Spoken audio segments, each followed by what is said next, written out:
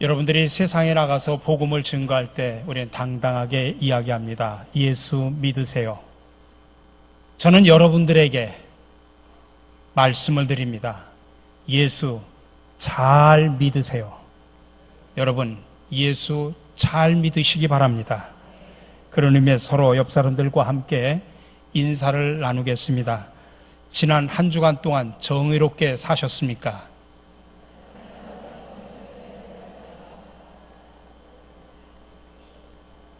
좀 쑥스럽고 창피스럽죠. 다시 한번 또 인사를 합니다. 지난 한 주간 동안 선한 열매를 맺으셨습니까?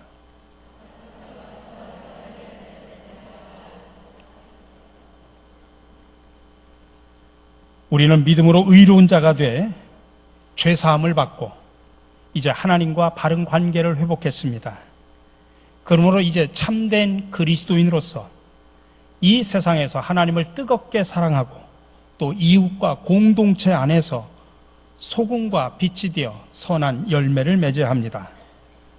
그리고 하나님은 안 보이시니 이러한 선한 열매를 맺고 사는 나의 모습을 보고 예수 믿으십시오. 이렇게 당당하게 말할 수 있는 저와 여러분들이 되시기를 간절히 바랍니다.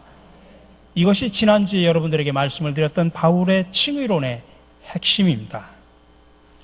이제 오늘 로마서 1장 18절에서 25절의 말씀입니다. 하나님의 진노에 관한 이야기입니다. 특별히 우리는 인간을 세 부류로 나눕니다. 첫 번째로는 형이하학적인 인간입니다. 흔히 본능적으로 살아가는 인간이라 말할 수 있습니다. 먹고 마시는 것, 쾌락, 욕망, 본능에 의해 살아가는 사람들이죠. 인간의 본능을 최고의 가치, 최고의 목표로 삼는 사람들입니다. 창세기 2장 19절에 보면 이런 말씀이 있습니다. 여호와 하나님이 흙으로 각종 들 짐승과 공중에 각종 새를 지으시고, 사람만 흙으로 지은 것이 아니라 각종 들 짐승과 공중의 각종 새도 흙으로 지었다라고 표현합니다. 그러니 인간이 본능적으로 살아갈 때는 짐승과 별반 다를 게 없습니다. 흙으로 왔기 때문에. 그래서 우리는 흔히 이런 사람들을 가리켜 짐승 같은 사람이라 그렇게 말을 합니다. 근데 사실은 짐승이 들으면 정말 열받을 일입니다. 왜 그러냐면 세상에 짐승보다 못한 인간들이 수두룩하거든요. 여러분, 짐승들의 세계에는 강간이 없다고 합니다. 그러나 인간은 자신의 욕정으로 해서 다른 인간을 파괴합니다. 그러고도 전혀 양심의 가책을 느끼지 않습니다. 먹을 것에 대한 욕망 앞에서도 짐승과 인간은 서로 상반된 모습을 보여줍니다.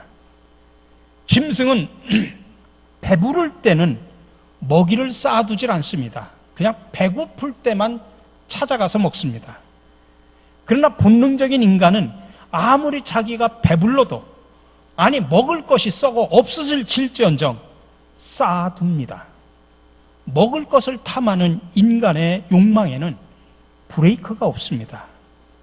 이렇듯 인간이 자기 본능대로 살면 정말 버러지와 같은 존재와 다를 바가 없습니다. 두 번째 부류의 인간이 형이상학적인 인간입니다. 철학적 인간이라고도 고상하게 말할 수 있습니다. 형이하학적인 인간이 육체 본능을 중요시 여긴다고 하면 형이상학적인 인간은 정신을 중요하게 여깁니다. 그래서 도덕과 윤리를 앞세웁니다. 겉으로 보기에는 형이상학적인 인간이 형이하학적인 인간보다 훨씬 고상하게 느껴질 수 있습니다. 그러나 인간이 형이상학적인 차원에만 머물면 두 가지 문제에 빠집니다. 첫 번째로는 자기 스스로 도덕과 윤리를 판단해가지고 자기 의의를 과시하게 됩니다. 그래서 하나님과의 접촉점이 사라집니다. 아니, 내가 하나님을 왜 믿어? 하나님을 믿을 필요성을 느끼지를 못합니다. 또 하나는 세상의 영향으로부터 자유롭지를 못합니다. 우리가 도덕과 윤리는 세상에 많은 영향을 미치는 건 사실이지만은 세상을 변화시키는 생명력은 없습니다. 그래서 시간이 흘러가면 반드시 세상의 영향을 다시 받게 됩니다. 이것이 도덕주의자들이 지닌 한계라고 말할 수 있습니다. 마지막 세 번째 인간이 바로 영적인 인간, 신앙적인 인간이라 말할 수 있습니다. 무엇을 하든 모든 것을 하나님의 말씀이라고 하는 토대 위에서 생각하고 결정하고 실천합니다. 자, 그렇다면 여러분들은 이 세 부류의 인간 가운데 나는 어떠한 존재라고 생각을 하십니까? 형이 하학적인 인간? 형이 상학적인 인간? 아니면 영적인 인간? 여러분들은 어느 쪽에 속한다고 생각을 하십니까? 아니면 이 세 범주를 왔다 갔다 하는 사람들은 아닙니까? 솔직히 말하면 저나 여러분이나 어떤 때는 대단히 영적인 것 같은데 어떤 때는 지극히 본능적이고 또 어떤 때는 또 고상하게 철학적인 면도 있을 때도 있습니다. 그러나 우리가 이신칭의 믿음으로 말미암아 의로운 사람이 되었다는 사실을 정말로 믿는다면 우리는 반드시 영적인 수준에 머무르는 사람이 되어야 합니다. 이것을 깨우쳐주기 위해서 오늘 본문은 본능적으로 자기 욕망만을 위해 살아가는 사람들의 결과가 어떻게 되는지, 다시 말하면 형이 하학적인 인간들의 모습이 어떤지 우리에게 가르쳐주고 있습니다. 그리고 2장으로 넘어가서는 두 번째 부류인 도덕적인 형이 상학적인 인간들의 말로가 어떻게 되는지를 보여줍니다. 특별히 오늘 읽은 본문은 본능적으로 살아가는 우리 인간에 대한 하나님의 진노가 어떠한지를 우리에게 가르쳐주고 있습니다. 오늘 18절의 말씀입니다. 세 번역으로 읽어드립니다. 하나님의 진노가 불의한 행동으로 진리를 가로막는 사람의 온갖 불경건함과 불의함을 겨냥하여 하늘로부터 나타납니다. 여기서 말하는 불의한 행동으로 진리를 가로막는 사람이 누구냐? 바로 형이 하학적인 인간, 본능적으로 살아가는 그런 사람들을 말합니다. 근데 그들에게는 하나님의 진노가 임한다고 말합니다. 우리가 지금 로마서를 계속해서 강해로 설교를 드립니다마는 로마서를 한마디로 표현하면 구원의 책입니다. 특별히 하나님의 사랑을 강조합니다. 근데 그 하나님의 사랑을 강조하는 그 책 가운데 첫 번째 1장에서 오히려 거꾸로 하나님의 진노를 말하고 있습니다. 우리가 성경 가운데 특징적으로 보면 신앙은 특별히 하나님의 사랑을 많이 강조합니다. 그래서 외아들을 죽이시면서까지 우리를 사랑하신 그 사랑을 말하고 있습니다. 근데 구약은 진노하시는 하나님, 심판하시는 하나님을 강조합니다. 물론 하나님의 긍휼하신 하나님의 사랑이 없는 건 아니지만 특별히 진노하시는 하나님, 심판하시는 하나님에 대한 모습을 많이 보여줍니다. 그렇다면 구약에 나타나는 진노하시는 하나님과 신약에 나타나시는 사랑하시는 하나님은 전혀 다른 하나님일까? 초대교회에 마르시온 또는 마르키온이라고 하는 이단이 있었습니다. 이들은 특별히 하나님의 사랑을 강조하면서 우리가 믿는 하나님은 진노하시는 하나님일 수 없다, 그렇게 주장을 했습니다. 그래서 구약에 나타나는 하나님과 신약에 나타나는 하나님은 전혀 다른 하나님이다. 그래서 구약을 인정하지 않았습니다. 신약도 사복음서와 바울의 서신만 인정을 했습니다. 근데 이 이단 때문에 교회가 모여서 회의를 통해 가지고 성경 66권을 정경화하는 작업을 시작을 했던 것입니다. 그러나 여러분, 우리가 믿는 하나님은 절대로 다른 분이 아니십니다. 그렇다면 성경은 왜 진노하시는 하나님과 사랑하시는 하나님을 대조적으로 우리에게 보여줄까? 우리가 하나님의 진노를 바로 이해하지 못하면 하나님의 사랑을 절대로 이해할 수 없기 때문입니다.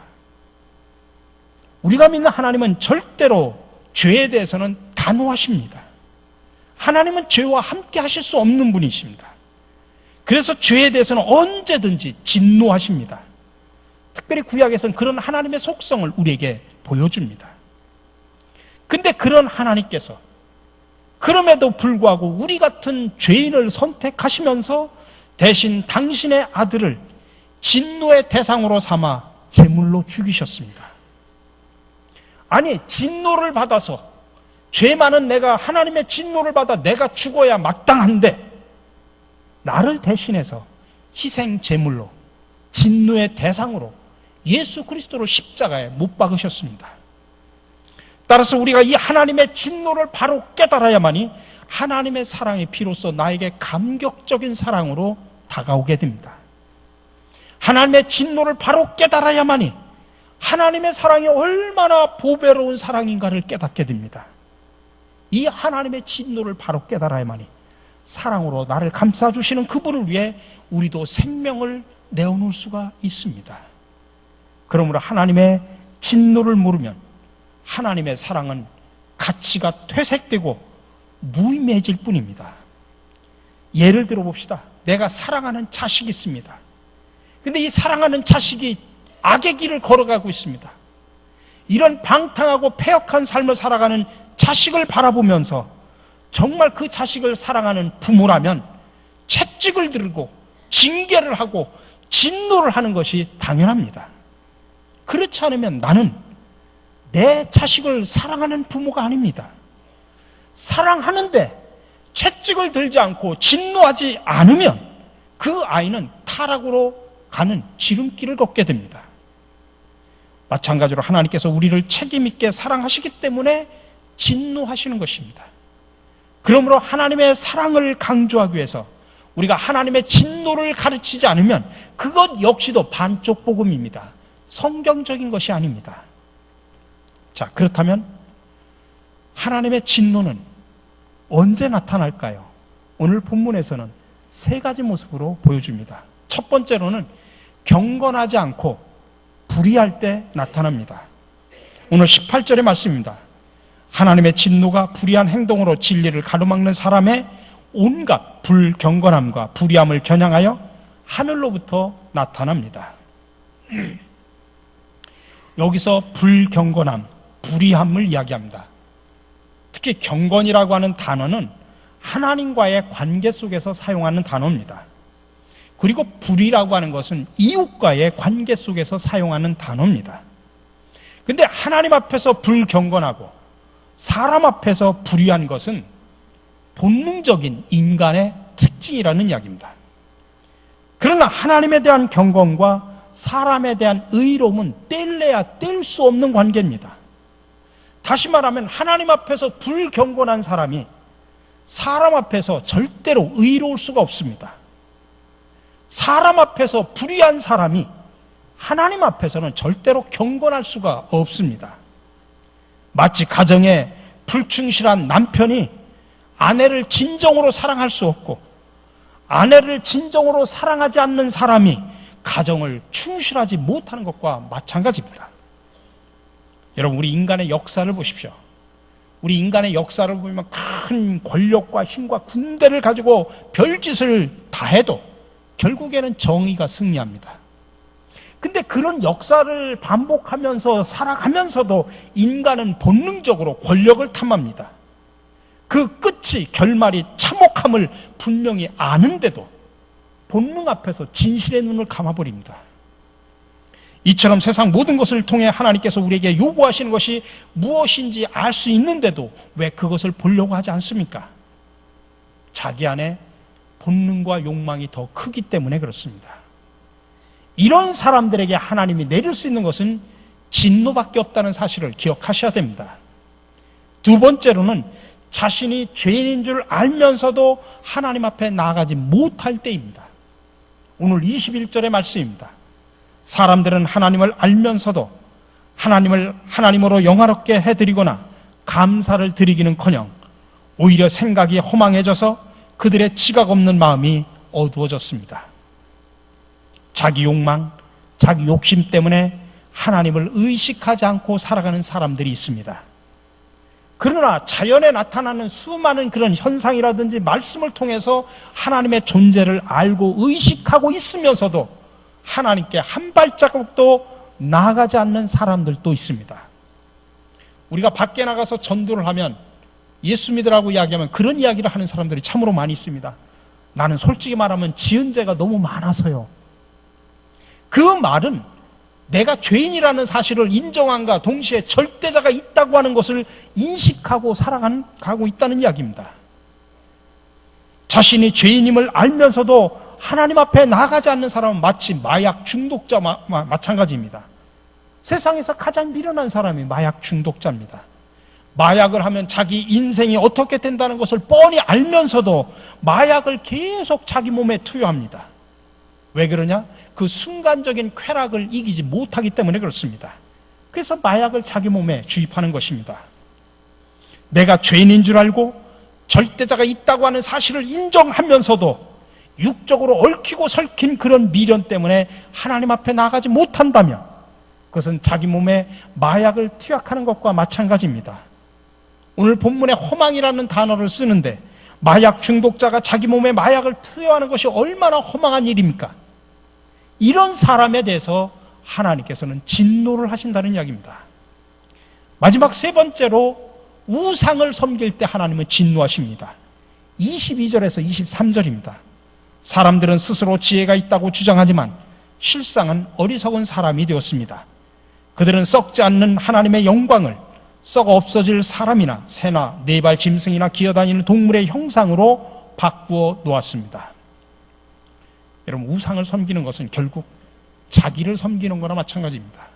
예를 들어 돌로 멋있는 상을 만들어 놓고 그 상에다가 조석으로 나와가지고 절을 한다면, 그래서 이 돌 상이 나에게 복을 주겠지 그렇게 생각을 한다면 정말 오산이죠.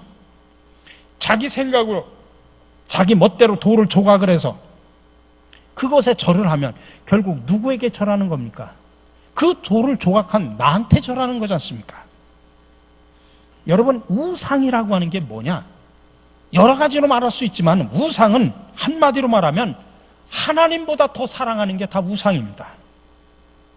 우리가 믿는 성도들에게는 오직 한 분이신 창조주 하나님만이 경배의 대상임을 믿으시기 바랍니다.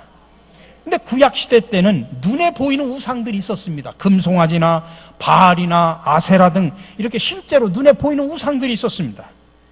근데 요즘에는 많은 사람들이 눈에 보이진 않지만 다양한 우상을 섬기고 있습니다.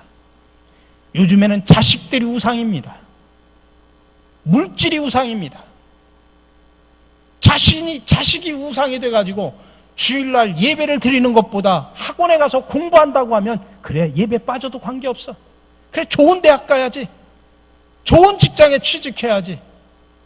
자식이 우상이 되다 보니까 자식에게 채찍질을 하지 않습니다. 결국 오늘날 나에게 하나님보다 더 사랑하는 것이 있다면 그것이 바로 현대판 우상입니다. 여러분 가슴속에 내가 가지고 있는 현대판 우상이 무엇인지 한번 생각해 보시기 바랍니다.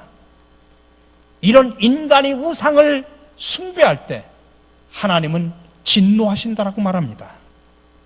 그러면 마지막으로 하나님의 진노는 구체적으로 어떻게 나타나는가를 분명히 아셔야 됩니다.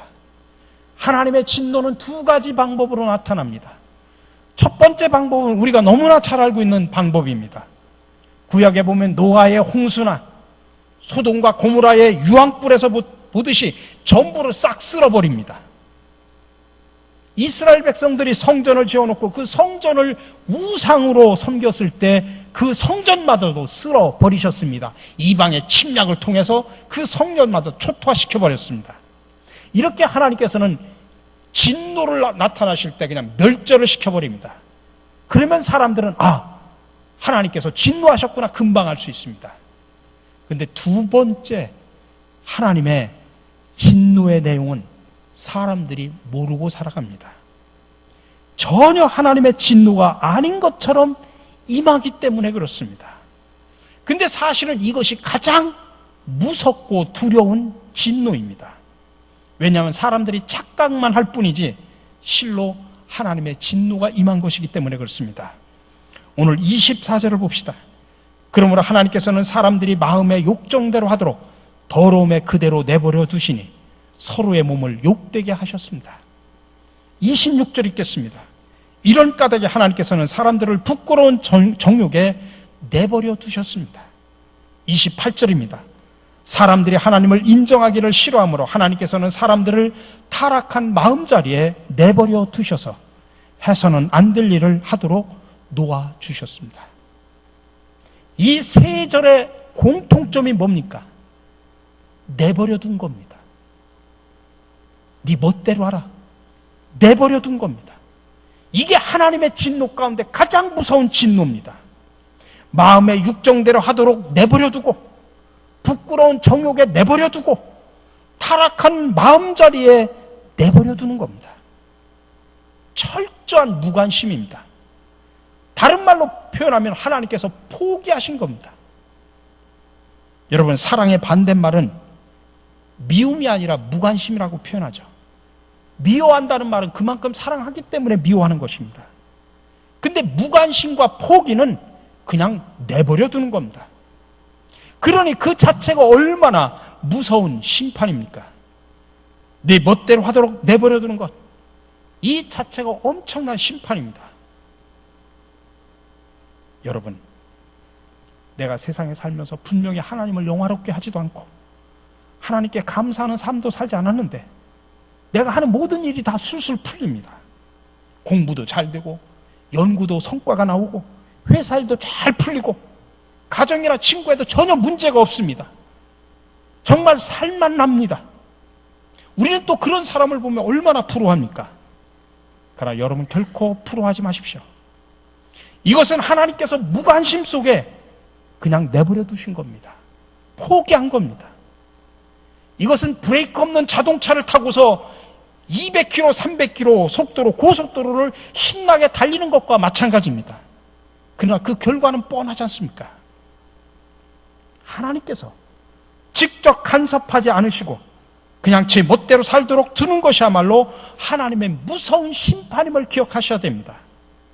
하나님께로부터 버림받는 것보다 더 큰 심판이 어디 있습니까? 우리가 흔히 정욕대로 살면 멋지게 사는 것처럼 느껴질 수 있습니다. 비인격적으로 또 불의를 행하고 부정과 부패를 하면서 온갖 술수를 다 부리니 출세가 빠르고 돈을 벌 수도 있을 겁니다. 그러면서도 하나님의 진노가 전혀 임하는 것 같이 느끼질 않습니다. 그러나 여러분, 착각하지 마십시오. 이들은 이미 심판을 받은 겁니다. 왜냐하면 하나님께서는 그들을 버러지 같은 삶 속에 그냥 내버려 두셨기 때문입니다. 그래서 우리는 여기에서 귀중한 교훈을 두 가지를 얻으셔야 됩니다. 되게 믿는 사람들 가운데 그런 불만이 있습니다. 저도 어느 교인이 저한테 와가지고 주변 사람하고 자기가 자주 만나는 사람하고 이야기를 하면서 그분이 사업을 경영하십니다. 목사님, 저 친구는 교회도 안 다니고 예수도 안 믿는데 왜 그렇게 하는 일이 잘 되는지, 저는 하는 일마다 막히고 너무나 힘듭니다. 정말 하나님은 살아계신 겁니까? 하소연합니다. 우리가 그런 불만이 다 있습니다. 아니, 저 사람은 교회도 안 다니고 예수도 안 믿고, 그리고 악한 사람들이 세상에서 더 잘되고 형통하니 정말 하나님 살아계신 겁니까? 회의감도 들고 또 그런 사람들을 바라보면서 부러워하기도 합니다. 그러나 여러분, 기억하십시오. 그들은 이미 하나님으로부터 가장 무서운 심판을 받은 겁니다. 아무리 그들이 화려함과 아름다움으로 치장을 하고 엄청난 부를 이룬다 해도 그것은 하나님 앞에서는 모래 위에 세운 집이라는 사실을 아셔야 됩니다. 또 하나 우리가 알아야 할 것은, 그럼에도 불구하고 우리가 전적으로 영적으로 살면, 신앙적인 인간이 되면 살아계신 하나님께서는, 공의의 하나님께서는, 축복의 하나님께서는 우리를 반드시 세워주시고 지켜주시고 축복하심을 믿으시기 바랍니다. 여러분, 하나님은 결코 죄에 대해서 방관하시거나 침묵하시는 분이 아니십니다. 혹독하게 다루십니다. 진노하십니다. 물론 하나님의 때, 하나님의 방법으로 하십니다. 근데 우리는 죄를 저지르면서 예수를 믿지 않고 심지어 하나님을 대적하는데도 아무 일 없이 형통하다고 하면 그것은 이미 하나님의 진노를 받았다는 사실을 깨달아야 됩니다. 하나님의 진노 중 가장 무서운 심판이 무관심과 포기이기 때문입니다. 그럼에도 불구하고 모든 사람이 다 진노의 잔을 마시지 않으면 안 되는 그 상황 속에서 피할 수 있는 유일한 길을 우리에게 열어놓으셨습니다. 그 길이 바로 예수 그리스도임을 믿으시기 바랍니다. 귀 있는 자는 들으시기 바랍니다. 함께 기도합니다. 사랑의 주님, 오늘 말씀을 통해 하나님의 진노를 바로 알게 하시니 참으로 감사를 드립니다. 하나님 앞에서 경건하고 사람 앞에서 불의할 때, 자신이 죄인인 줄 알면서도 하나님 앞에 나아가지 못할 때, 하나님보다 더 사랑하는 우상을 섬길 때 하나님은 진노하십니다. 그리고 살다 보면 오히려 안 믿는 사람들이, 악한 사람들이 세상에서 더 잘되고 형통할 때 우리는 그들을 바라보며 부러워하기도 하면서 정말 하나님은 살아계신가 하면서 의심이 들 때도 있었습니다. 그러나 하나님은 이미 그들을 포기하셨고 그대로 내버려 두는 무서운 심판을 하셨음을 알게 하시니 또한 감사를 드립니다. 그러므로 우리는 어떠한 상황 속에서도, 아니 그 길이 좁고 작고 힘들어도 진리의 길, 정의의 길, 평화와 생명의 길을 담대하게 걸어가게 하여 주시옵소서. 하나님의 진노 속에서 우리에게 피할 길을 주신 예수 그리스도의 이름으로 기도드립니다. 아멘.